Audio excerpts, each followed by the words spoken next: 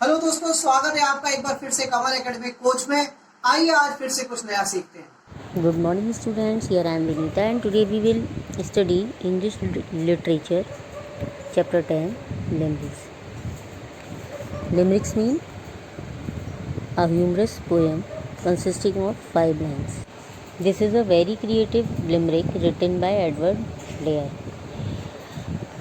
Edward Lear was an English artist, illustrator, author and poet. There was an old man with a beard who said, "It is just as I feared, 2 owls and a hen, 4 larks and a wren have all built their nest in my beard." Mean, एक बूढ़ा आदमी था जिसकी एक बहुत बड़ी beard थी। Beard भी दाढ़ी थी।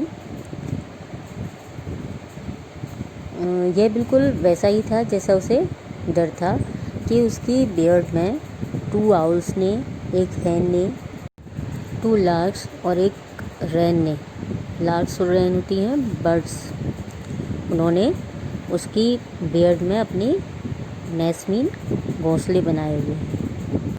इन the next stanza, there was an old lady of France who taught little ducklings to dance.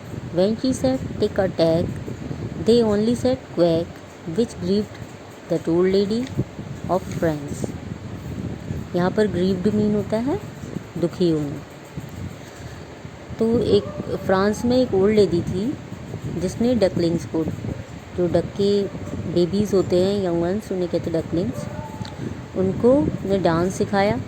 लेकिन जब भी वो उनसे कहती थी टेक अ टैग, वो केवल क्वैक कहते थे। तो ये सुनकर वो ओल्ड लेडी बहुत सैड हो जाती। जो ओल्ड लेडी फ्रांस में थी उसने डकलिंग्स को डांस सिखाया था, लेकिन वह इस बात से दुखी थी कि जब भी वो टिक अ टैक कहती थी वो केवल एक ही एक्सप्रेशन देते थे, क्वैक क्वैक।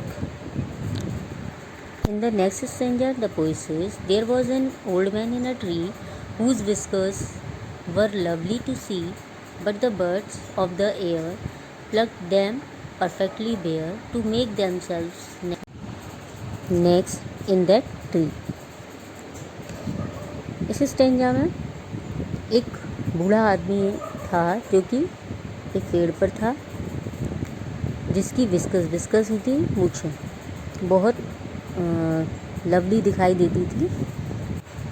एयरबर्ड्स ने उसी विस्कस को उस ट्री में अपनी नेक्स्ट बनाने के लिए निकाल लिया था और उसकी विस्कस को बेयर कर दिया था, मीन खाली कर दिया था।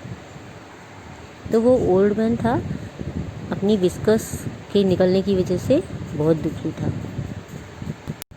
ये लिमरिक्स एडवर्ड लेयर द्वारा लिखी गई फनी पोएम्स हैं। Hope you would have understand. Have a nice day. Thank you.